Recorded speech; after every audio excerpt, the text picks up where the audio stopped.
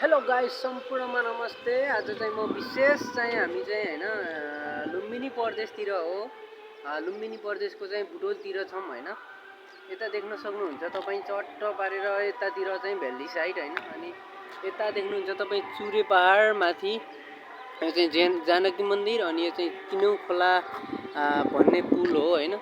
काम विशेषले गर्दा चाहिँ आज हामी लुम्बिनी प्रदेशको बुटोलतिर बुटोल भ्यालीमा चाहिँ हो हैन।